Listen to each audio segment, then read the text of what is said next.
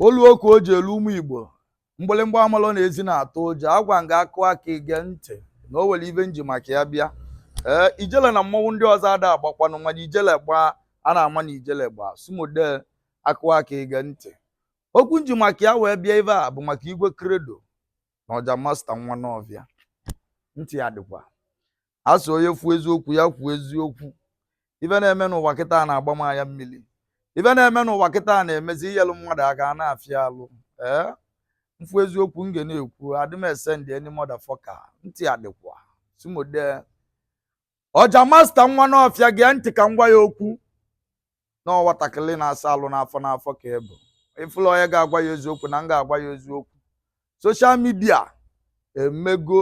anyị in this Igbo land and in this Nigeria anyị na-alike our value and our culture. Ilofuzie na mmadụ ya agụ 1 wee gụọ 2 ilofuo na mmadụ ya agụ primary school before gụọ secondary school onye ọbụla chi ibute ike onye ọbụla chi ịgba moto ilofuzie na ife ọbụla iwe n'ụwa na a na-aplan ya aplan na a na-abịa edi abịa. Oja Master-Nwa Nawfia gedo ntị ka m gwa gị ndị niile a na-enye gị advice na Igwe Credo na-eyuzu gị ndị niile a na-enye gị advice na Igwe Credo egbuo ndị niile a na-enye gị advice na Igwe Credo ji ya akpali ego ebe gaba na oge Igwe Credo bring gị up kwụnye gị n'ọkụ malụkwa na mmadụ bụ chi ibie andọ mmadụ ka eji aga gee ntị ọjị unu na-egbu kịta onye ọbụla ọja asịkwa ọja asịlọ before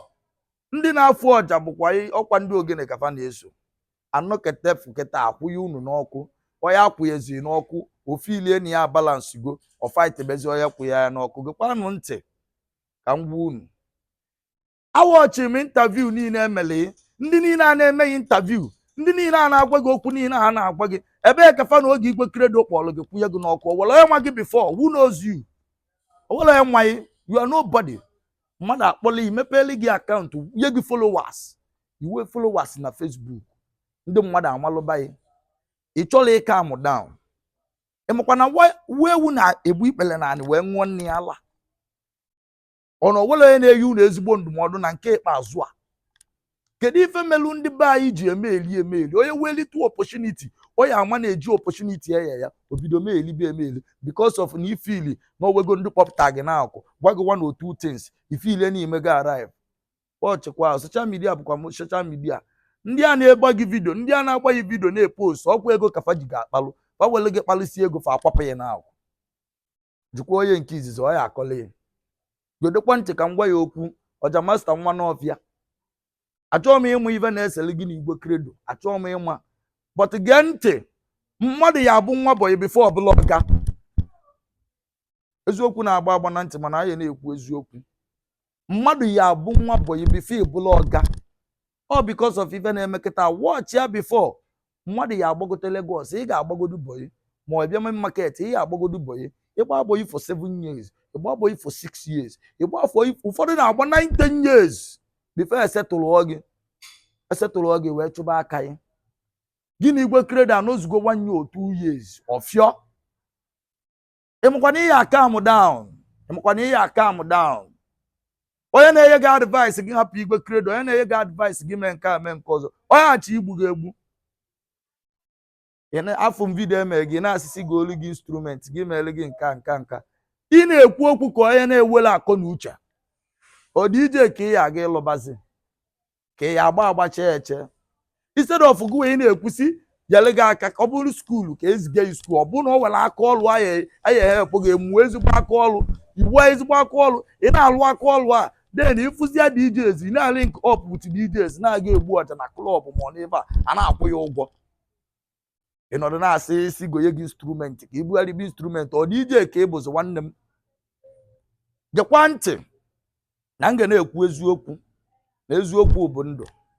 nke emeju oyi eme gịnị eme ọzọ onye fụ mmadụ n'anya bụ ihe na-eyi ezigbo ndụmọdụ ntị adịkwa adị m egwu na mụ na Igwe Credo bụ oyi ọ na mụ na Igwe Credo bụ enemy but m ga-agwa ya eziokwu mfu nke bụ eziokwu m ga-ekwu Oja Master-Nwa Nawfia ịdali ya many videos ebe egosi ebe ị na-ese anwụrụ but nke anwụrụ gị owele ibe nji akpọrọ m nwoke ka ị bụ ị na-eli ife ọbụla ị na-eli ya wutu uche ịghọta ị na-eli ya wutu uche ịghọta ọ bụla ịbịa lisie ị ga mingle up with ndị ya agwa gị nekwa na onye a na-eli gị onye nke a na-eme gị onye nke a na-eme nna aka mụọ down a na-agụ 1 before agụọ 2 Igwe Credo bụ ọgaghị ka mụọ down igbu ikpele na na-enwe nne ya ala ndị niile a na-agwa ya ife ọ bụ na Igwe Credo akpọpụtara ya wekwa ya nwa gị nobody knows you so calm down ka iwe ike ịchọta ife ị na-achọ ịpụtara public na drag Igwe Credo onwe ihe drag dị Igwe Credo na ka ime ya ka followers ya reduce ma ọ na-enwe mo followers ọ na-enwe mo contract ọ na-agbali ego ịfụlụ ọjọ onye ọzọ ga-afụkwala ya ọjọ nwanne ka mụọ down pịkọ onwe ya apịkọ ịghọta ị na-agaghị Igwe Credo mgbaalụ na ọgaghị ka ọ bụ ka mụọ down mmadụ na-abụ nwa boy before ọbụla ọga lapụ ife social media lapụ ife a na-akwanye gị akwanyesia gị ife a nobody go help you mkpọị ngwa ife siri ike n'obodo a nwanne ifu ebe isi ewetacha jidesie ebe afọ ike get why onye agwalụ ya malụ atụola ofe ka ofe atụola ọmalụ atụola ofe ka atụola ofe ya isi n'ọyị na n'iyi ka anyị mma nwanne na ba n'iyi Igwe Credo ejikwana maka ife Oja Master-Nwa Nawfia mere wee lapụ ị na-enyelu mmadụ aka ụgwọ ọla ibu n'eluigwe ka ọ ya adị nwanne m ntị adịkwa ọmọgọ kontinue na-eme ọgọ maka ịmala ife Chukwu ji debe ya ndụ nke eme eju oyi si ma ọzọ were onu mmalụ m n'ọmụa bụ DJ ndị ọgwụ ọbara tụle ewe na DJ Zintus mmụọ na-agụ alụ simode nke eme eju oyi eme ọzọ ntị adịkwa